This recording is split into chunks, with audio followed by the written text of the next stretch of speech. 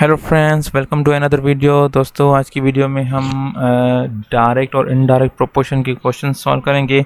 आज की वीडियो में दो क्वेश्चन सॉल्व होंगे क्योंकि मुझे आपको आज डायरेक्ट और इनडायरेक्ट प्रोपोर्शन का कंसेप्ट समझाना है और उसका जो वे ऑफ सॉल्विंग है दोनों का डिफरेंट होता है। तो वो इसलिए मैंने आज दो क्वेश्चन सेलेक्ट किए ताकि मैं एक डायरेक्ट और इनडायरेक्ट का कंसेप्ट आपको समझा सकूं और उसको सॉल्व करने का तरीका आपको समझा सकूं। सो सॉल्यूशन स्टार्ट करने से पहले मैं आपको बता दूं कि डायरेक्ट और इनडायरेक्ट प्रोपोर्शन होता क्या है। दरअसल डायरेक्ट प्रोपोर्शन वो प्रोपोर्शन होता है जब आप कोई एक चीज़ बढ़ा रहे हैं और दूसरी चीज़ भी बढ़ रही है, या एक चीज़ आप घटा रहे हैं तो दूसरी चीज़ भी घट रही है, तो उसको हम कहते हैं डायरेक्ट प्रोपोर्शन। इसका एक सिंपल ले सकते हैं कि आप अगर एक पेंसिल ले रहे हो तो वो आपको 20 रुपये की पड़ रही है, तो ज़्यादा पेंसिल लेंगे तो जाहिर है आपके पैसे जो हैं ज़्यादा लगेंगे। अगर आप पेंसिलें कम करेंगे तो जाहिर है आपके पैसे भी कम होंगे। तो इस तरह के जो सिचुएशंस हैं या इसी तरह की कंडीशन है उसको वो कहलाती हैं डायरेक्ट प्रोपोर्शन। अब इसके बरक्स जो अपोजिट वो होती है वो इनडायरेक्ट प्रोपोर्शन होती है। वो क्या होती है? जब आप एक चीज़ बढ़ा रहे हैं तो दूसरी चीज़ घटे, या दूसरी चीज़ घटा रहे हैं तो तीसरी चीज़ जो दूसरी चीज़ है बढ़े, तो वो इनडायरेक्ट प्रोपोर्शन कहलाती है। तो इसका एग्जांपल एक ऐसे ले सकते हैं कि आप अगर दो लोग एक काम 5 दिन में कर रहे हैं तो 10 लोग वही काम कितने दिनों में करेंगे? तो ये एक अंडरस्टूड चीज़ है कि अगर कोई दो लोग अगर काम कर रहे हैं तो वो ज़्यादा टाइम लगेगा। अगर आप उसी जगह 2 लोग में और लोग ऐड करेंगे तो वो ही काम जो होगा वो जल्दी कंप्लीट होगा। तो ये कहलाते हैं इनडायरेक्ट प्रोपोर्शन। जैसे आपने केमिस्ट्री वगैरह में पढ़ा होगा डायरेक्टली प्रोपोर्शनल और डायरेक्टली प्रोपोर्शन, तो प्रोपोर्शनल जो है वो भी यही सेम कंसेप्ट है कि आप एक चीज़ बढ़ा रहे हैं और दूसरी चीज़ बढ़ रही है तो वो डायरेक्ट प्रोपोर्शन कहलाती है, डायरेक्टली प्रोपोर्शनल कहलाती है। और आप अगर एक चीज़ बढ़ रही है और दूसरी चीज़ घट रही है तो वो इनडायरेक्टली प्रोपोर्शनल कहलाती है। तो आई होप आपको ये कंसेप्ट अब समझ में आ गया होगा। तो अब चलते हैं क्वेश्चन की तरफ। ये क्वेश्चन पढ़ते हैं तो फिर आप खुद ही अंदाज़ा लगाएं कि ये डायरेक्ट प्रोपोर्शन है और इनडायरेक्ट प्रोपोर्शन है। ठीक है, तो इफ क्वेश्चन कह रहा है if 6 labours can complete a work in 10 days, how many labours can complete the same work in 15 days. अब बात समझ में आ रही है कि 6 मजदूर हैं, वो एक काम कंप्लीट कर रहे हैं 10 दिनों में, तो बताएं कितने मजदूर चाहिए होंगे वही काम कंप्लीट करने में कितने डेज में? 15 डेज में। तो इसका सॉल्यूशन इस तरह होगा। तो ठीक है, अब आपको दो चीज़ मिली हुई है। ठीक है, एक तो लेबर्स एल लिख देते हैं इसके लिए और एक लिखते हैं डी। ठीक है, हमें टाइम बचाना है इसलिए इसको जितना शॉर्ट हो सके उतना शॉर्ट करें। तो वीडियो की वजह से मैं जो है ये सॉल्यूशन लंबा हो रहा है, अदरवाइज़ आपको एक मतलब आपको ये आ गया तो फिर आप इजीली जल्दी इसको सॉल्व कर लेंगे। तो अब हमारे पास देखिएगा 6 लेबर्स हैं। ठीक है, और ये बात याद रखिएगा तो जो चीज़ दी गई है डेटा में तो वो उसके सामने आएगी। ठीक है, अब 6 लेबर्स हैं, एक सेकेंड, अब इसमें 6 लेबर्स हैं तो इसके साथ वो कितने डेज में काम कंप्लीट कर रहे हैं?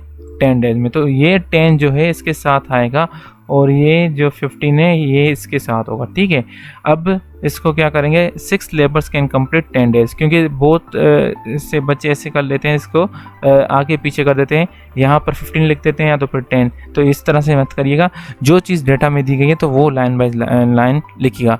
अब भी कह रहा है कि 6 लेबर जो है 10 डेज में काम कंप्लीट कर रहा है, तो बताएं कितने लेबर्स। तो हाउ मेनी लेबर्स को आप कर दीजिएगा, एक्स कर दें, वाई कर दें, it's up to you, whatever you want to use. Okay, तो 15 डेज, तो 15 डेज में कितने मजदूर काम करेंगे।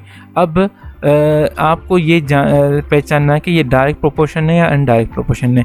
तो जाहिर है ये इनडायरेक्ट प्रोपोर्शन है, क्योंकि 6 मजदूर 10 दिन में काम कर रहे हैं तो 15 दिन में जो काम कंप्लीट हो रहा है, तो जाहिर है हमारे पास लोग कम है, यहाँ पर लेबर्स कम है, तो ये इनडायरेक्ट प्रोपोर्शन होगा। तो इस तरह और ये इस तरह से इसका डेटा बनेगा। इस ये जो है रिप्रेजेंटेशन है इनडायरेक्ट प्रोपोर्शन की। तो अब इसको मल्टीप्लाई करने का तरीका मैं बता देता हूँ आपको। जब भी इनडायरेक्ट प्रोपोर्शन होगा तो आपको क्या करना पड़ेगा, लाइन वाइज लाइन मल्टीप्लाई करना पड़ेगा। ठीक है, ये ट्रिक आप याद रख लें। आपके जो ये क्वेश्चन हैं जो आप इजीली सॉल्व कर सकते हैं, ठीक है, विदाउट एनी हर्डल। सही है, तो ये अब 6 10 और मल्टीप्लाई हो जाएगा, और यहाँ पर 15 जो x के साथ मल्टीप्लाई है उसको यहाँ पर डिवाइड कर दें डायरेक्टली। ठीक है, क्योंकि हमारे पास वहाँ पर टाइम कम होता है तो इसलिए इतना डाटा बनाने की ज़रूरत होती नहीं है। तो ठीक है, तो हम अब इसको क्या कर देते हैं, टेबल लगा देते हैं 3 की, ये 2 टाइम्स और ये 5 टाइम्स और ये 1 टाइम और ये 2 टाइम्स। ठीक है, अब 2 2 क्या बचा हमारे पास 4। तो हमारे पास कितने मजदूर होंगे जो ये सेम काम कंप्लीट करेंगे 15 डेज़ में? 4। अब 4 लेबर्स जो हैं वो कितने डेज में काम कंप्लीट करेंगे? 15 डेज़ में। आई होप अभी आपको ये कंसेप्ट इनडायरेक्ट प्रोपोर्शन का पता चल गया होगा।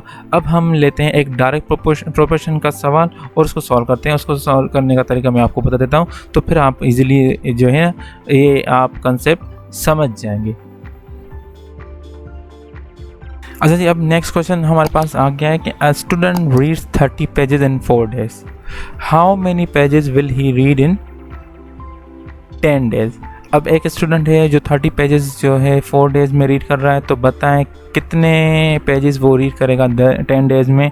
तो आप सॉल्यूशन अब इसका बनाएंगे, इसको कर दें p पेजेस और यहाँ पर डेज d लिखते हैं। ठीक है, अब 30 पेजेस कितने डेज में पढ़ रहा है वो? 4 डेज में। और बताएं कितने पेजेस, तो कितने पेजेस पे x आएगा और इस पे डेज में होगा वो 10 होगा। ठीक है, अब आप इस क्वेश्चन को पढ़ के आपको अंदाज़ा लग गया होगा कि ये डायरेक्ट प्रोपोर्शन का क्वेश्चन है, क्योंकि जो 30 पेजेस जो 4 डेज में पढ़ रहा है तो 10 डेज में कितने पेजेस पढ़ेगा, तो ज़ाहिर है डेज बढ़ रहे हैं तो पेजेस भी बढ़ेंगे। अब ये हो गया डायरेक्ट प्रोपोर्शन का क्वेश्चन। तो इसको मल्टीप्लाई करने का तरीका, जब भी डायरेक्ट प्रोपोर्शन होगा तो क्रॉस मल्टीप्लिकेशन होगी। ठीक है, ये याद रखिएगा। इनडायरेक्ट में लाइन बाय पैरेलल होगी और यहाँ पर जो डायरेक्ट में वो क्रॉस प्रोडक्ट होगी। ठीक है, तो 30 × 10 इक्वल्स टू x यहाँ पर 4, क्योंकि मैंने बता दिया था जो भी x के साथ मल्टीप्लाई होगा वो यहाँ पर डिवाइड में आ जाएगा। ठीक है, तो इसको सॉल्व करने का तरीका यहाँ पर